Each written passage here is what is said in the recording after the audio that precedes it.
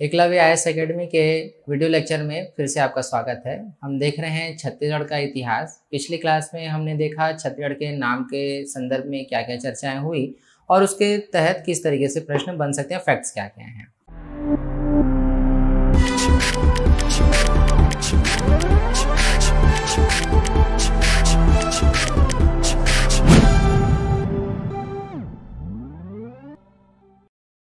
हमारा अगला जो चैप्टर है वह है छत्तीसगढ़ के प्राचीन इतिहास से संबंधित है, प्रागैतिहासिक काल को।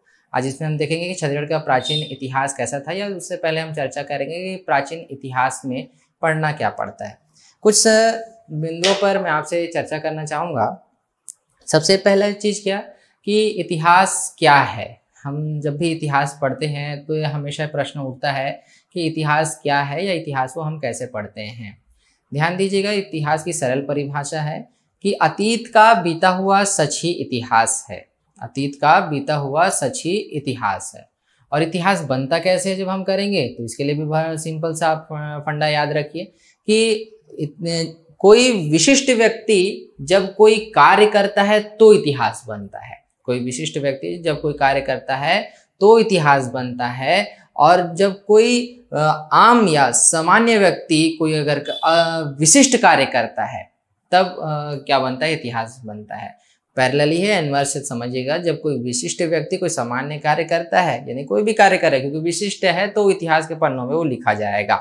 और दूसरा बिंदु क्या कि जब कोई सामान्य व्यक्ति या आम व्यक्ति कोई विशिष्ट कार्य कर रहा है तब वो इतिहास बन रहा है।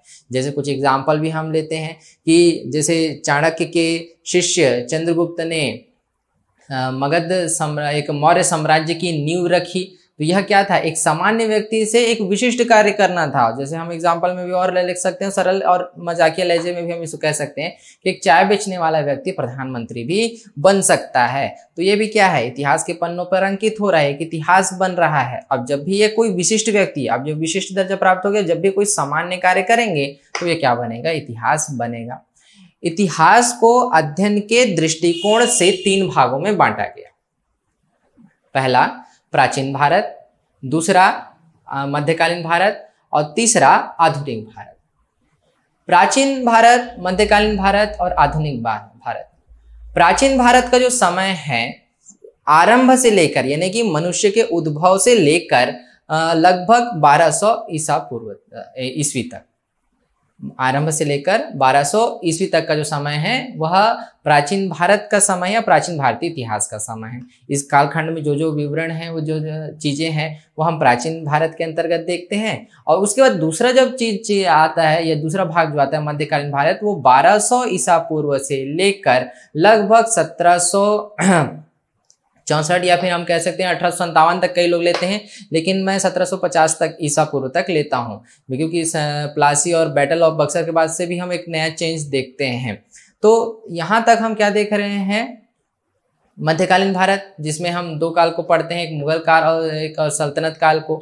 उसके बाद आता है आधुनिक भारत का। तो आधुनिक भारत में 1750 ईसा पूर्व से लेकर हम भारत के विभाजन तक, यानी कि 1947 तक ईस्वी तक हम क्या देखते हैं, कंटिन्यूअसली इस पैरामीटर को बांटा गया। लेकिन क्यों बांटा गया, केवल अध्ययन की सरलता के लिए बांटा गया। अब हम चर्चा बेसिकली करेंगे क्योंकि आज की हमारी जो क्लास है या जो टॉपिक है हमारा, वो किस पर बेस्ड है, प्राचीन इतिहास पर बेस्ड है। और छत्तीसगढ़ के प्राचीन इतिहास का संदर्भ कैसे किस तरीके से हुआ है, कौन कौन से हमको यहाँ पे साक्ष्य मिलते हैं और कहाँ कहाँ से इसका संबंध है, ये सारी चीजें हम इसमें चर्चा करेंगे जो फैक्चुअल बिंदुओं पर आधारित है। मेंस में इसके प्रश्न और कम आते हैं, लेकिन फैक्चुअल में जो ऑब्जेक्टिव टाइप्स के जितने भी प्री है, ACF है और इसके अलावा व्यापम वगैरह है, तो उसमें जिस तरीके के प्रश्न हमारे बनते हैं वो यहाँ से हमको कुछ पॉइंट आउट करना है कि कौन कौन से प्रश्न हमारे बन सकते हैं और क्या क्या उससे संबंधित है। तो जो हमको प्रागैतिहासिक काल के बारे में हमको छत्तीसगढ़ के विषय में समझना है, तो कुछ बिंदुओं को ध्यान रखिएगा कि प्रागैतिहासिक काल से संबंधित स्थल कौन कौन से थे। ठीक, दूसरा क्या कि यहाँ के शैलाश्रय या शैल चित्र कौन कौन से हैं, शैलाश्रय और या शैल चित्र, ये इस बारे में पूछते हैं कि कहाँ कहाँ पाए गए हैं। उसके बाद उस क्षेत्र के खोज करता है, अगर विवरण है तो खोजकर्ता कौन है उसके, और उसके बाद उसके सर्वेक्षक कौन है। कुछ कुछ बिंदुओं में या कुछ प्रश्नों में सर्वेक्षक की भी यहाँ पर बात करता है। अब हम चर्चा करते हैं प्राचीन इतिहास की ओर चलते हैं हम, और सबसे पहले देखते हैं कि प्राचीन इतिहास को भी, जिस तरीके से हमने इतिहास को अध्ययन के दृष्टिकोण से 3 भागों में बांटा है, वैसे ही प्राचीन इतिहास भी 3 भागों में बढ़ता है। कैसे बढ़ता है? सबसे पहला प्रागैतिहासिक काल, या जिसे हम कहते हैं प्री हिस्टोरिक पीरियड। सेकंड हमारा क्या, आद्य इतिहास, या जिसको हम कहते हैं प्रोटो हिस्ट्री। और तीसरा हमारा है ऐतिहासिक काल। अब इसमें हमको आज देखना है हमको प्रागैतिहासिक काल, लेकिन इनके विषय में एक संक्षिप्त चर्चा मैं आपसे करूंगा। प्रागैतिहासिक काल क्या है ना, या जब उसकी परिभाषा हम लोग देखेंगे तो इतिहास का वह कालक्रम जिसका कोई भी लिखित साक्ष्य उपलब्ध नहीं है। क्या? कि इतिहास का वह कालक्रम जहां पर हमारे पास कोई भी लिखित साक्ष्य उपलब्ध नहीं है, वह क्या कहलाता है? प्रागैतिहासिक काल कहलाता है। और समय क्या है? हम आरंभ से लेकर 3500 ईसा पूर्व तक या 3500 ईसा पूर्व के तक का जो समय है वो प्रागैतिहासिक काल का समय है। तो जब इस काल को हम पढ़ेंगे तो इसमें हमको इसके गणना या इसकी चर्चा के लिए हमारे पास क्या होंगे? केवल साक्ष्य के रूप में उपकरण और उत्खनन में मिली सामग्रियां होंगी। ठीक, यह क्रम क्या है? मानव के उद्भव एवं विकास का है, कि मानव की उत्पत्ति कैसे हुई और उसका विकास कैसे हुआ है। तो उसमें चर्चा हम लोग इतिहास का जब चैप्टर देखेंगे तो उस समय हम करेंगे। दूसरा आता है आद्य इतिहास। आद्य इतिहास की परिभाषा क्या है? प्रागैतिहासिक काल और ऐतिहासिक काल के मध्य के संक्रमण का जो काल है वह आद्य इतिहास कहलाता है या प्रोटो हिस्ट्री कहलाता है। क्या हमारा प्रागैतिहासिक काल और ऐतिहासिक काल के मध्य के संक्रमण का काल क्या कहलाता है? आद्य इतिहास कहलाता है, जिसमें बेसिकली हम ताम्र पाषाणिक काल और मुख्यतः हम सिंधु घाटी सभ्यता आदि को देखते हैं, जहां से सभ्यता के साथ साथ संस्कृति का भी क्या हो रहा है? प्रारंभ हो रहा है, संस्कृति का भी विकास हो रहा है। और उसके बाद हम क्या देखते हैं? ऐतिहासिक काल। ऐतिहासिक काल वह इतिहास का वह कालक्रम जहां पर हमारे पास लिखित साक्ष्य उपलब्ध हैं। यहाँ यानी कि हम क्या देखते हैं कि यहाँ से हम लेखन, मानव जो था वो लेखन कला से परिचित हो चुका था, और यहाँ पर हमको इसके लिए रिटन एविडेंस या लिखित साक्ष्य यहाँ से प्राप्त होने प्रारंभ होते हैं, जिसमें बेसिकली हम वैदिक काल को देखेंगे। उसके बाद फिर क्रम से धार्मिक जागरण, फिर जनपदों का उदय, मगध साम्राज्य का उदय, फिर मौर्य काल, फिर मौर्योत्तर काल, गुप्त काल और गुप्तोत्तर काल, इस तरीके से हम इसमें देखते चलेंगे। लेकिन आज हम सबसे पहले अब क्या देखेंगे? प्रागैतिहासिक काल के विषय में चर्चा करेंगे, और वो भी किसके संदर्भ में? छत्तीसगढ़ के संदर्भ में। जैसा कि मैंने आपको पूर्व में ही कहा कि छत्तीसगढ़ के जो है या प्रागैतिहासिक काल जो है, इसमें हम केवल आधार किसको मानेंगे? जो उत्खनन में जो उपकरण प्राप्त हुए हैं, जो औजार प्राप्त हुए हैं। समझिएगा कि जब मनुष्य का उद्भव हुआ है या उसका जन्म या उत्पत्ति हुई है तो वो किस तरीके से काम करता होगा या उसकी एक्टिविटी कैसी होगी। जब भी प्रागैतिहासिक काल हम पढ़ते हैं तो एक सामान्य मनुष्य की चर्चा हम किस तरीके से करते हैं कि उसकी बुद्धि कैसी होगी। तो जैसे एक छोटा सा बच्चा होता है ना, और वो घुटने के बल चलता है, तो जो भी उसके हाथों में जो भी चीज आती है तो उसको सबसे पहले वो टेस्ट करने की कोशिश करता है, उसको चखता है वो, और उसी के बाद किसी न किसी रूप में वो प्रयोग करना धीरे धीरे सीखता है। तो इस समय हम प्रागैतिहासिक काल में मानव ने अगर सबसे ज्यादा किसी चीज का प्रयोग किया तो वो किसका था? पाषाण का। किसका प्रयोग किया? पाषाण का प्रयोग किया। तो हम इसमें सबसे पहले क्या देखेंगे? पाषाण युग देखेंगे। पाषाण युग। अब पाषाण युग को फिर से 3 भागों में विभाजित किया गया है। पहला पूरा पाषाण काल, दूसरा मध्य पाषाण काल, और तीसरा नव पाषाण काल। पूरा पाषाण काल यानी कि पैलियोथिक एज, मध्य पाषाण काल यानी मेसोलिथिक एज, और नव पाषाण काल यानी कि नियोलिथिक एज। पूरा पाषाण काल को फिर से 3 भागों में बांटा गया है। निम्न पूरा पाषाण काल, मध्य पूरा पाषाण काल और उच्च पूरा पाषाण काल। और ध्यान दीजिएगा कि उच्च पूरा पाषाण काल यानी कि लगभग 50,000 ईसा पूर्व के आसपास जो है आधुनिक मानव यानी कि होमोसेपियंस का उदय भी हुआ है। तो मानव की सभ्यता का संपूर्ण जो विकास का जो क्रम है हम यहाँ से ज्यादातर देखेंगे। उद्भव के साथ साथ में जिस गति से वो चलता गया वो तो क्रम यहाँ पर है, लेकिन उसके बाद जो आधुनिक मानव की गतिविधियां हुई वो 50,000 ईसा पूर्व के बाद से है। पूरा पाषाण काल का जो समय है वो 10 लाख से लेकर 50,000 ईसा पूर्व तक का है, और मध्य पाषाण काल का जो समय है 50,000 से लेकर 10,000 ईसा पूर्व तक है, और नव पाषाण काल का समय जो है वह 10,000 ईसा पूर्व से लेकर लगभग 7,500 ईसा पूर्व तक वो चलता है। और उसके बाद का जो आगे की जो कड़ी है वह ताम्र पाषाणिक काल, महापाषाण काल और फिर आद्य इतिहास के साथ में वो जुड़ता है। अब हम सबसे पहले ये देखेंगे कि छत्तीसगढ़ के संदर्भ में कि छत्तीसगढ़ में जो प्रागैतिहासिक काल थी उसकी उपस्थिति कैसे दर्ज होती है। तो पूरा पाषाण काल का जो समय है यानी कि 10 लाख ईसा पूर्व से 50,000 ईसा पूर्व के मध्य छत्तीसगढ़ में कहाँ कहाँ पर हमको ऐसे साक्ष्य मिले हैं।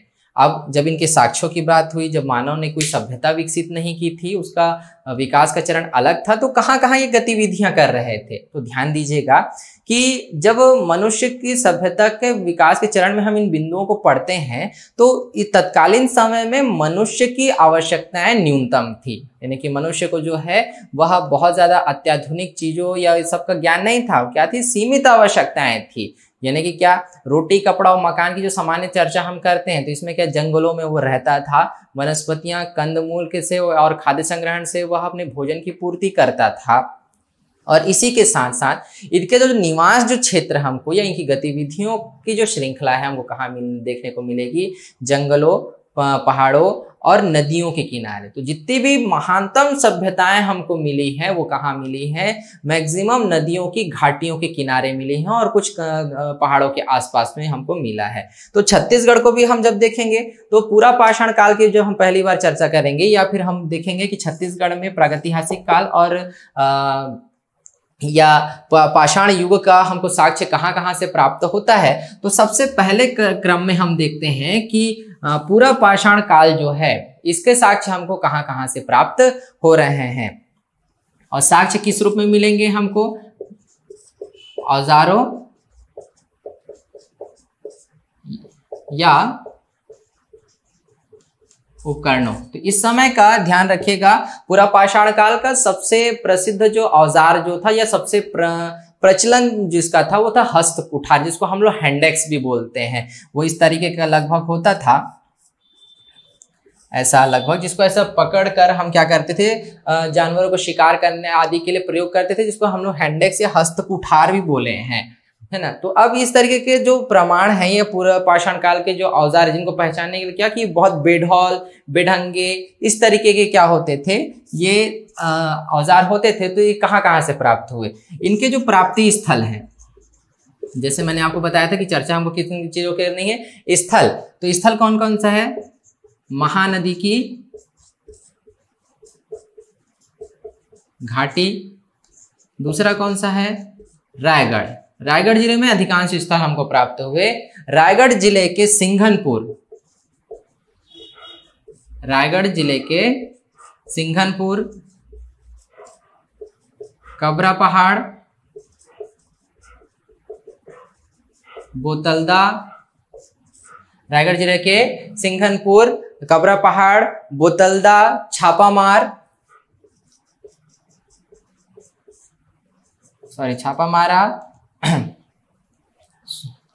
भंवरखोल, सोनबरसा,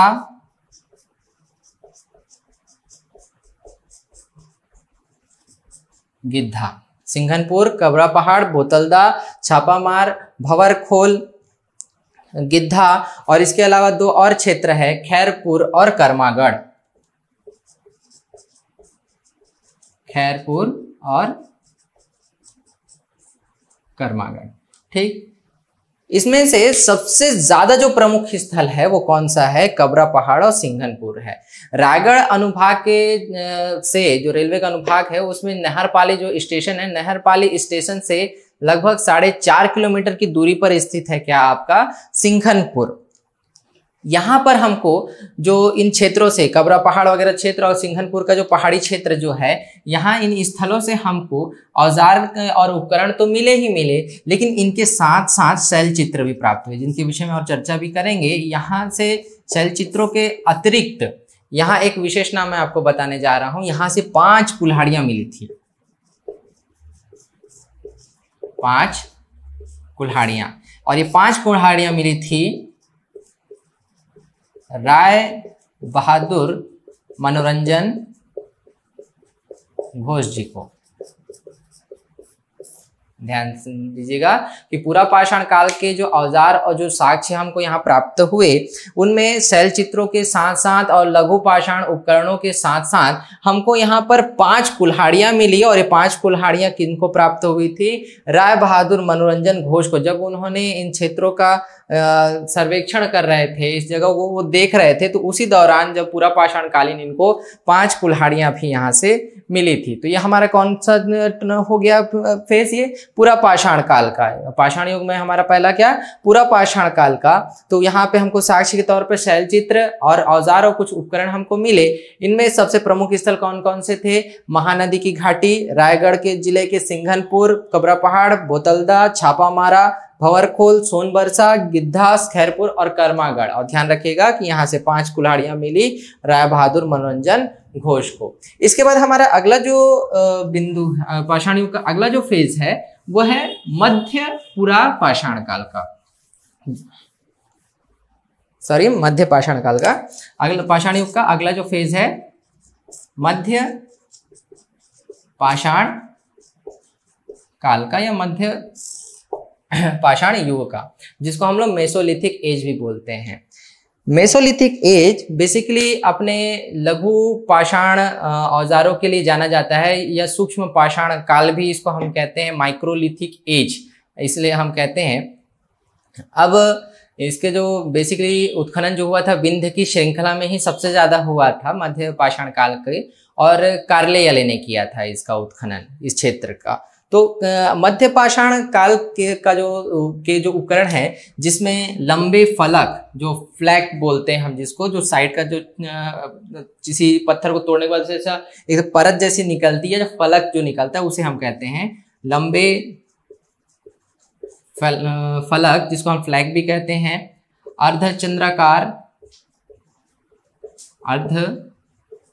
चंद्राकार उपकरण, लंबे फ्लैग, चंद्राकार उपकरण। तो इस तरीके के औजार हमको यहाँ पर प्राप्त हुए, इस तरीके के उपकरण हमको प्राप्त हुए। तो इसमें सबसे प्रमुख स्थल कौन सा था? रायगढ़ का कबरा पहाड़। ठीक है, रायगढ़ का कबरा पहाड़ जो था इससे संबंधित था, जहां पे कुछ उपकरण के साथ साथ में कुछ चित्रित शैलाश्रय भी हमको मिले, कुछ शैल चित्र भी हमको प्राप्त हुए। इसके अतिरिक्त और जो उपकरण हमको मिले, यहाँ शैल चित्र प्राप्त हुआ साथ में, लेकिन इसके बाद फिर हमको और साक्ष्य कहाँ से प्राप्त हुए? बस्तर से। बस्तर में अनेका जो बेसिकली कोंडागांव से लेकर केशकाल और जो बस्तर का किनारी जो एरिया है, वो क्षेत्र जो था वो मध्य पाषाण काल से संबंध रखता है, उससे संबंधित है। इसमें कौन कौन सा क्षेत्र शामिल है? बस्तर का कालीपुर, गढ़ धनोरा जो कोंडागांव जिले में केशकाल के निकट है, ये एक बड़ा ऐतिहासिक स्थल भी है ये। कालीपुर, गढ़ धनोरा, खड़ांग घाट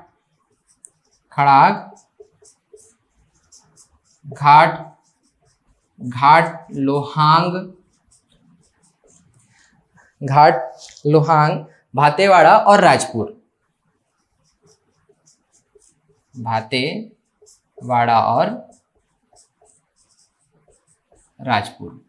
इतना जो क्षेत्र है, यहाँ से भी हमको क्या मिला? उपकरण हमको प्राप्त हुए थे। यानी कि हम ये जानते हैं कि छत्तीसगढ़ में जब हमको इतना बड़ा प्रमाण मिल रहे थे, उपकरण मिल रहे हैं, मतलब मानव की गतिविधियां इस क्षेत्र में थी। रायगढ़ के कबरा पहाड़ से हमको प्रमाण प्राप्त हो रहा है, शैल चित्र मिल रहे हैं, मतलब उन गुफाओं, उन कंदराओं का प्रयोग इस समय मानव कर रहा था। बस्तर के क्षेत्र में जहाँ पे कालीपुर, गढ़धनोरा, खड़ाक घाट लोहांग, भातेवाड़ा और राजपुर, ये क्षेत्र आगे चलकर कुछ संस्कृतियों के विकास को भी दर्शाती है, जिसका प्रमाण हमको गढ़धनोरा वगैरह से मिलते हैं, क्योंकि यहाँ पर हमको ताम्र पाषाणिक आवाज का घेरा मिलता है। ध्यान रखिएगा, इस बात पे और चर्चा भी हम लोग करेंगे आगे। लेकिन गढ़ धनोरा के संदर्भ में अनेक किताबों में कुछ जो नोट्स वगैरह भी हैं, उसमें कहा जाता है कि 500 महापाषाण स्मारक जो है वो गढ़ धनोरा में प्राप्त हुआ था। ठीक है, जो बिल्कुल गलत है। गढ़धनोरा में 500 महापाषाण स्मारक बिल्कुल प्राप्त नहीं हुआ था। ये पाषाणकालीन क्षेत्र अवश्य है, लेकिन यहाँ पे ताम्र पाषाण कालीन के आवास के घेरे प्राप्त हुए हैं। इसके अतिरिक्त यहाँ पर कुछ नहीं है। अपने रिसर्च प्रोग्राम के तहत मैंने यहाँ पर सर्वे भी किया है, जो इसमें का बिल्कुल स्पष्ट प्रमाण है कि यहाँ पे किसी प्रकार का 500 महापाषाण स्मारक नहीं है। जिस धनोरा की बात करते हैं वो धनोरा जो है वो बालोद जिले में है, जिस पर हम लोग आगे चर्चा करेंगे। अब अगला जो हमारा आता है उच्च पाषाण काल, जो मध्य पाषाण काल और नव पाषाण काल के बीच का एक फेज हम देखते हैं, जिसको हम लोग उत्तर पाषाण काल कहते हैं या उत्तर पाषाण युग कहते हैं। तो ये इसके कुछ प्रमाण हमको बहुत ही अल्प मिले, कुछ महानदी के घाटी क्षेत्र में मिले थे और कुछ बिलासपुर में मिले थे। उत्तर पाषाण काल, उत्तर पाषाण काल का जो उपकरण और जो साक्ष्य है हमको महानदी की घाटी और बिलासपुर जिले के धनपुर से प्राप्त हुआ।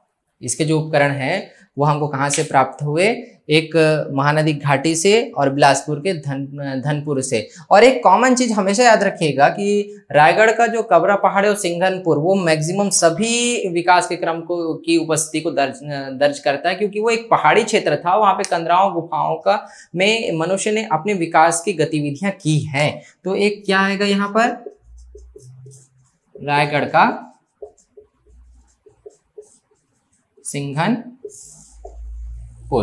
ठीक, ये हमारा कौन सा फेज हो गया, उत्तर पाषाण काल का फेज हो गया, जिसमें महानदी की घाटी, बिलासपुर का धनपुर और रायगढ़ का सिंघनपुर, इतना क्षेत्र हमारा क्या था यहाँ पर शामिल था। इसके बाद हम लोग क्या देखते हैं, नवपाषाण युग या नवपाषाण काल। अब क्या, नवपाषाण काल, जिसे हम नियोलिथिक एज भी कहते हैं।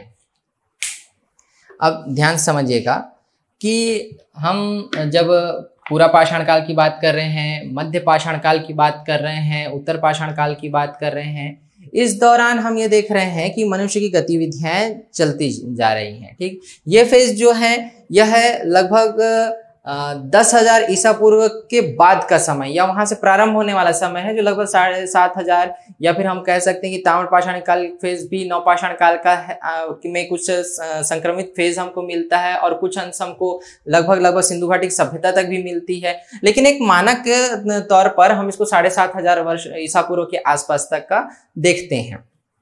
इस समय के 4 बिंदु मुख्य हैं, जिसपे हम लोग एक इतिहास पुरातत्वविद हुए हैं बुरकिट और मिल्स, इन दोनों ने इस पर क्या किया था, चर्चा किया था। और इस बात में इन्होंने स्पष्ट कहा कि नवपाषाण काल का युग जो है इसमें 4 क्रियाएं जो है मुख्य रूप से दिखाई देती है। क्या कि एक मनुष्य स्थायी हो गया था और कृषि कर्म में से वो की प्रक्रिया सीख ली थी, एक कृषि प्रक्रिया उसने सीखी। दूसरा क्या कि उसने पशु पालन सीख लिया, यानी पशुओं को पालना सीख लिया। तीसरा क्या कि इस समय के औजार पॉलिश्ड दार होने लगे और एक परिष्कृत औजारों का निर्माण प्रारंभ किया। और चौथा मुख्य बिंदु जो है वह यह कि इस समय के मानव ने मृद भांडों का निर्माण प्रारंभ किया। मृद भांडो इन द सेंस क्या कि मिट्टी के बर्तनों का निर्माण भी इस समय मनुष्य ने प्रारंभ किया। तो इस समय के ऐसे परिष्कृत उपकरण और इस समय के जो ये प्रमाण हैं हमको किन क्षेत्रों से प्राप्त होता है। तो सबसे पहला क्या कि हम क्या देख रहे हैं कि कृषि कर्म से इस समय लोग परिचित हो गए थे, पशुपालन सीख लिया था, ठीक, मृद भांडो यानी मिट्टी के बर्तनों का निर्माण सीख लिया था और साथ ही साथ पॉलिश्डदार औजारों का प्रयोग भी सीख लिया था या पॉलिशदार औजार आने लगे, जिसको हम लोग पूर्ण परिष्कृत औजार भी हम लोग कहते हैं। और इसका हमको कहाँ से मिलता है साक्ष्य, सबसे पहला बालोद जिले के अर्जुनी से। बालोद जिले का जो अर्जुनी गांव है वहां पे हमको इसके साक्ष्य मिलते हैं नवपाषाण काल के। दूसरा हमको कहां से मिलता है, राजनांद गांव के चितवा डोंगरी से,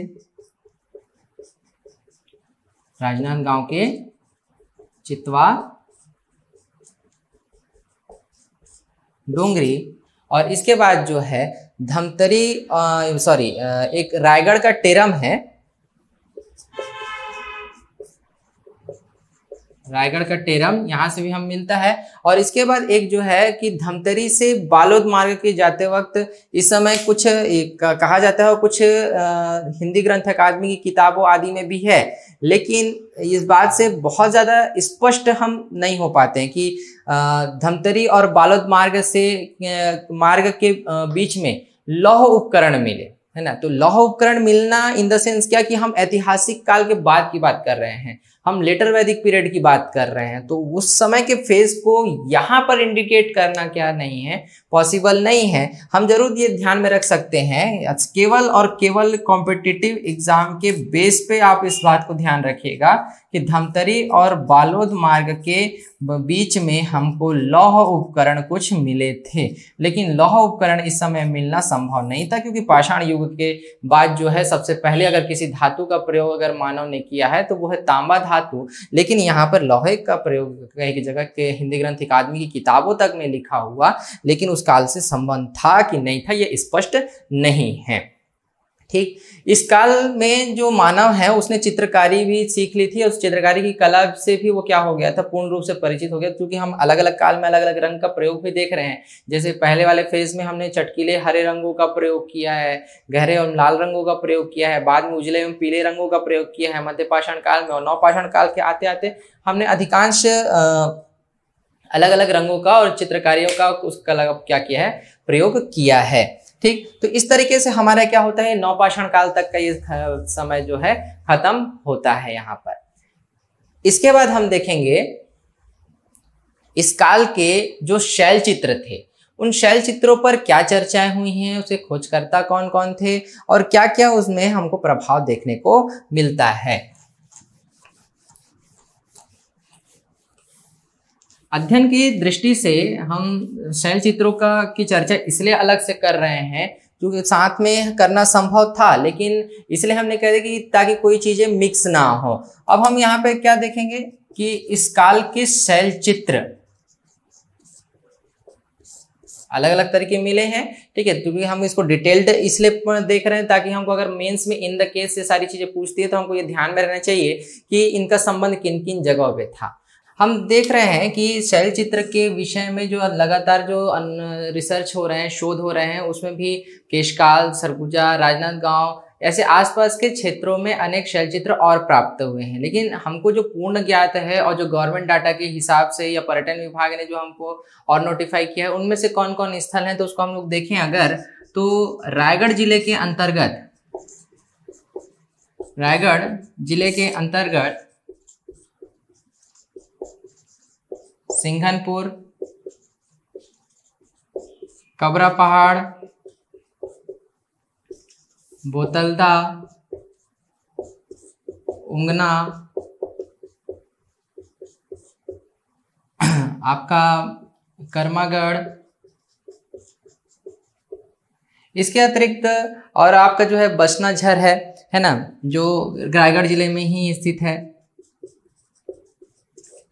रायगढ़ जिले के अंतर्गत सिंघनपुर, कबरा पहाड़, बोतलदा, उंगना, करमागढ़ और बसनाझार, ये जो महत्वपूर्ण क्षेत्र है, ये गुफाएं हैं, कंदराएं हैं, जहां पर हमको प्रागैतिहासिक काल के मानव की अभिव्यक्तियां प्राप्त हो रही हैं। अभिव्यक्तियां कहने के इन द सेंस क्या कि वो जो चीज देख रहा है, वो जो चीज समझ रहा है, उस समय किसी भाषा, लिपि या बोली का प्रयोग ना होकर वो किसका प्रयोग कर रहा था, इन शैल चित्रों का प्रयोग कर रहा था अपनी अभिव्यक्ति को दर्शाने के लिए।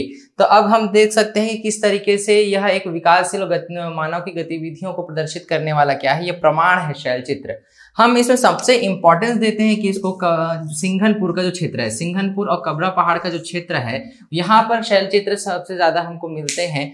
सिंघनपुर का जो क्षेत्र है या फिर हम कह सकते हैं कि सिंघनपुर की जो चंवर ढाल की जो पहाड़ी है, ध्यान से रखिएगा, चंवर ढाल की पहाड़ी, सिंघनपुर के चंवर ढाल की पहाड़ी को सबसे पहले खोजने वाले या यहाँ के शैल चित्र को खोजने वाले जो व्यक्ति थे वो थे एंडरसन। एंडरसन ने सबसे पहले यहाँ की शैल चित्रों को खोजा था। वो एक शिकारी प्रवृत्ति के व्यक्ति थे और शिकार करने के लिए वो निकलते थे। लगभग 19वीं शताब्दी का जो दौर था, उस दौर में सिंघनपुर के चंवर ढाल पहाड़ियों में शैल चित्रों को खोजने का काम सबसे पहले एंडरसन ने किया था। इन चंवर ढाल की पहाड़ियों में जो शैल चित्र मिले उसको एंडरसन ने जो खोजा, उसके साथ ही साथ इन्हें हेमेटाइट पेशल भी यहाँ से प्राप्त हुआ था। जो पूरा पाषाणकालीन, जो हम मूसल की बात जो करते हैं, इसका नाम मूसल है, जिसको हम लोग पुरातात्विक भाषा में या साइंटिफिक लैंग्वेज में हम हेमेटाइट पेशल भी कहते हैं। तो हेमेटाइट पेशल भी इनको यहाँ पर प्राप्त हुआ और एंडरसन ने चंवर ढाल की पहाड़ियों पर और इसको जो हेमेटाइट पेशल खोजा। इसके बाद इन संपूर्ण चीजों का अध्ययन जो है सन 1910 ईस्वी में, सन 1910 ईस्वी में रेलवे के एक इंजीनियर थे, रेलवे इंजीनियर, इनका नाम था अमरनाथ दत्त।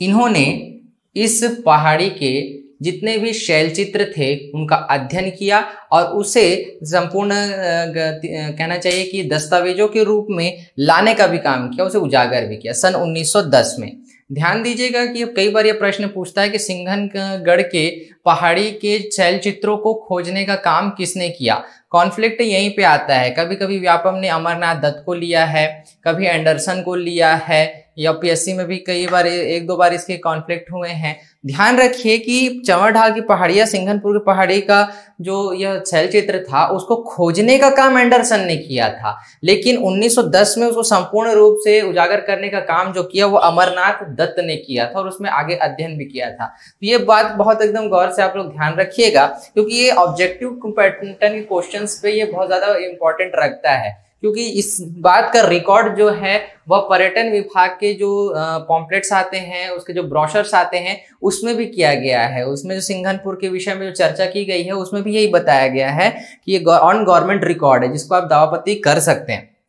सिंघनपुर के चंवर ढाल पहाड़ी पर एंडरसन ने खोजा था, जहां से उसे हेमेटाइट पेशल भी मिला था, यानी कि मूसल प्राप्त हुआ था। और उस समय 1910 ईस्वी में रेलवे इंजीनियर अमरनाथ दत्त ने इसको क्या किया था, संपूर्ण रूप से उजागर किया और साथ ही साथ उसने क्या किया, इसका आगे भी अध्ययन किया था। ये शैल चित्रों की बात हो गई, लेकिन यहाँ के शैल चित्र कैसे हैं अगर हम बात करेंगे तब फिर ध्यान रखिएगा कि रायगढ़ जिले के अंतर्गत सिंघनपुर, कबरा पहाड़, बोतलदा, ओंगना, कर्मागढ़, बसनाझार की, और उसके बाद हम देखते हैं कि सिंघनपुर का स्पेशली जो शैल चित्र है चंवर ढाल की पहाड़ियों में, उसे एंडरसन ने खोजा था और 1910 में उसे उजागर किसने किया था, अमरनाथ दत्त ने किया था। ये ध्यान में रखिएगा। अब हम ये देख रहे हैं कि शैल चित्र थे कैसे और किस समय के, किस प्रकार के रंगों का उसमें प्रयोग किया गया है।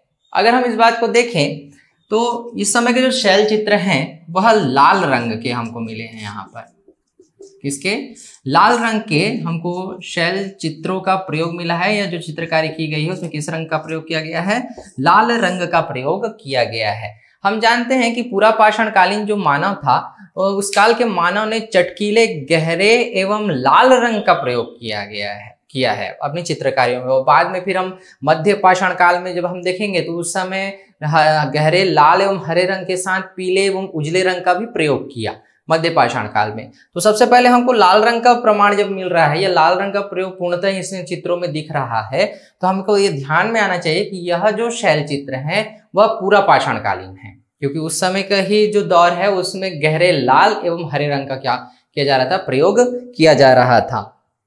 इसमें लाल रंग से पशुओं, जो शैल चित्र अब किस के बने हैं, पशुओं, सरीसृपों या रेप्टाइल्स और टोटम चिन्हों, टोटमवादी जो चिन्ह होते हैं, जो बेसिकली ट्राइबल्स यूज करते हैं अलग अलग किसी जीव जंतु के, वनस्पतियों के, इस तरीके के जो चिन्ह होते हैं वो टोटमवादी चिन्ह कहलाते हैं।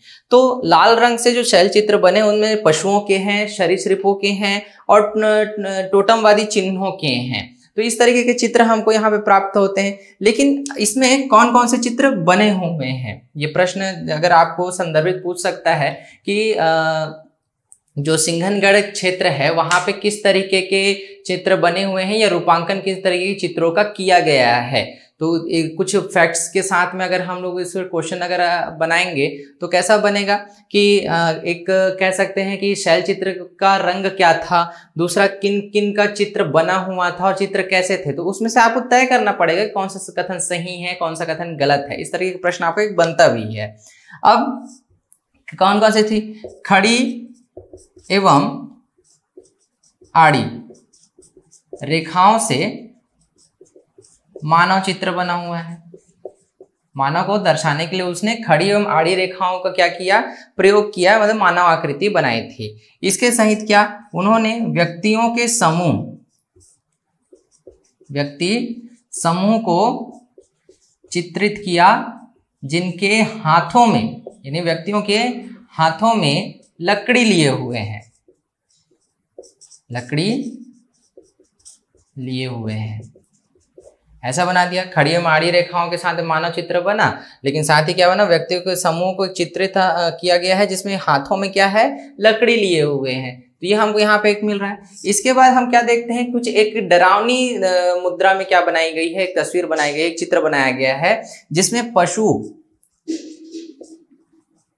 की गर्दन, पशु को पीछे की ओर गर्दन मोड़े हुए मानव आकृति।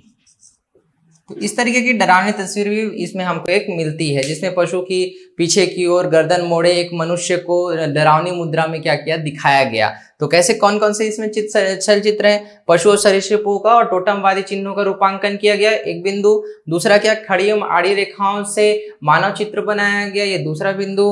व्यक्तियों के समूह को दर्शाया गया जिनके हाथों में लकड़ी थी, ये तीसरा बिंदु। और आपका चौथा क्या है, जो एक तस्वीर जो है पशु को पीछे की ओर गर्दन मोड़कर एक मनुष्य की डरावनी मुद्रा में क्या बनाई गई है, एक चित्र बनाया गया है। तो ये आपका क्या था, ये सिंघनगढ़ से संबंधित, ये क्या है, सिंघनपुर से संबंधित क्या है, यह शैल चित्र था। इसी के अतिरिक्त कबरा पहाड़ की जो चित्र हैं, इसमें हम सिंघनपुर का देख रहे थे। अगला जो देखेंगे कबरा पहाड़ में, यहां पर भी लाल रंग का प्रयोग किया गया है। कबरा पहाड़, इनमें जो शैल चित्र प्राप्त हुए हैं, इन शैल चित्रों में भी लाल रंग का प्रयोग हुआ। मतलब मैंने पहले ही कहा है कि पूरा पाषाणकालीन समय का है, लाल रंग का प्रयोग हुआ है। इसमें हम क्या देखते हैं, क्या क्या बना है, छिपकली, घड़ियाल, सांभर, छिपकली, घड़ियाल, सांभर और इसी तरीके के अन्य पशु तथा पंक्तिबद्ध मानव समूह का चित्रण किया गया है। अन्य पशुओं एवं मानव समूह को पंक्तिबद्ध चित्रित किया गया।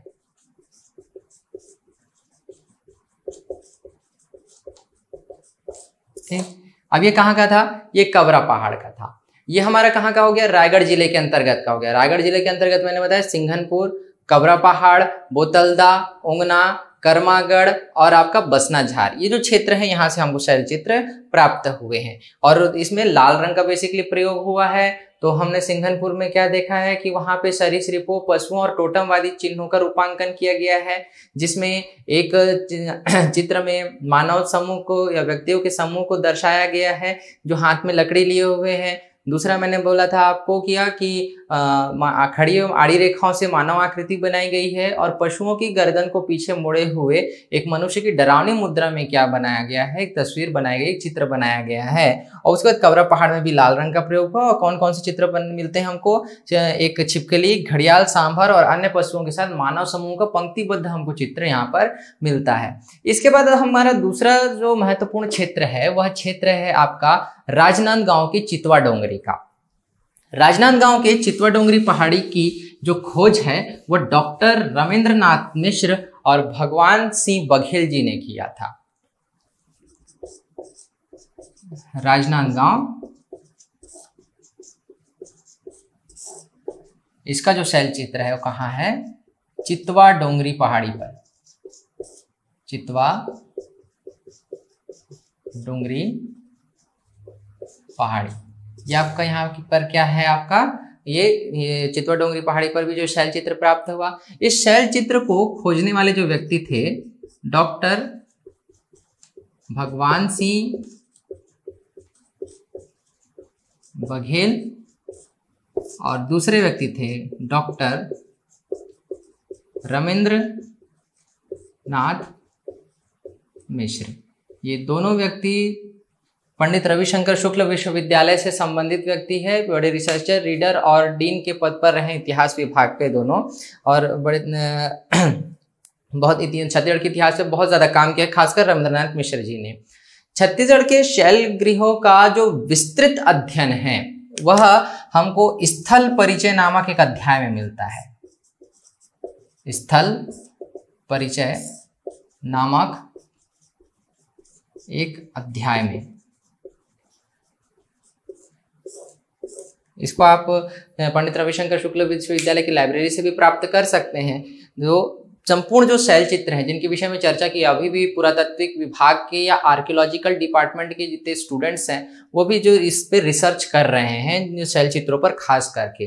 तो जो स्थल परिचय नामक जो एक अध्याय है उसमें छत्तीसगढ़ के संपूर्ण शैल चित्रों पर क्या किया गया, विस्तृत अध्ययन किया गया था। आज हमने क्या देखा है कि छत्तीसगढ़ के इतिहास में या प्राचीन इतिहास के अंतर्गत हमने प्रागैतिहासिक काल को देखा। तो प्रागैतिहासिक काल के अंतर्गत हमने जो उसके 3 चरण जो है विकास के, जिसमें आपका पूरा पाषाण काल, मध्य पाषाण काल, नवपाषाण काल, इतने सभी चरणों के मानव की गतिविधियों का जो साक्ष्य है या जो प्रमाण है वह हमको कहाँ कहाँ किन किन स्थानों से मिल रहा है। तो स्थल हमारा एक यहाँ पे टॉपिक कंप्लीट किया है हमने। दूसरा, इन किन किन स्थानों पर शैलाश्रय और शैल चित्र प्राप्त हुए हैं वो चीज हमने देख लिया। उसके बाद इसके खोजकर्ता कौन कौन है और इसके सर्वेक्षक यानी उसका सर्वेक्षण किन किन लोगों ने किया है। तो यहाँ से कम 7 से 8 प्रश्न संभवतः आराम से बनते हैं। तो इन प्रश्नों को आप पॉइंट वाइज भी आप नोट करके रख सकते हैं। तो ये क्या होगा आपके लिए 2 तरीके से बेनिफिट आपको मिलेगा। एक की ऑब्जेक्टिव टाइप के जो क्वेश्चंस होंगे वो आपके इजीली सॉल्व होंगे, और दूसरा अगर आपको मेंस में अगर लिखने को आता है तब आप क्या कर सकते हैं, इन्हीं की एक डिटेलिंग कर सकते हैं कि जैसे प्रश्न अगर पूछता है आपको कि छत्तीसगढ़ के शैल चित्रों के विषय में समझाइए या शैल चित्रों के या शैलाश्रयों के संबंध में जानकारी दीजिए, तब आप इनको पॉइंट आउट कर सकते हो। या प्रागैतिहासिक काल से जुड़े प्रमुख स्थलों का उल्लेख कीजिए, छत्तीसगढ़ के उन स्थलों का उल्लेख कीजिए जो प्रागैतिहासिक काल से जुड़े हुए हैं। ऐसे अगर प्रश्न बनते हैं तो 2 से 4 नंबर के ही संभवतः प्रश्न बनेंगे, उससे बड़े प्रश्न नहीं बनेंगे। तो इनको पॉइंट वाइज या बुलेट वाइज आप लिख सकते हैं, जो आपको बहुत ज्यादा इफेक्टिव मार्क्स भी देगा। तो इसके बाद हम प्राचीन इतिहास का ये वाला टॉपिक हमारा यहीं कंप्लीट होता है। नेक्स्ट टॉपिक जो होगा वो हमारा महापाषाण काल का और आद्य इतिहास का होगा, जिसमें हम ताम्रपाषाणी काल को भी देखेंगे।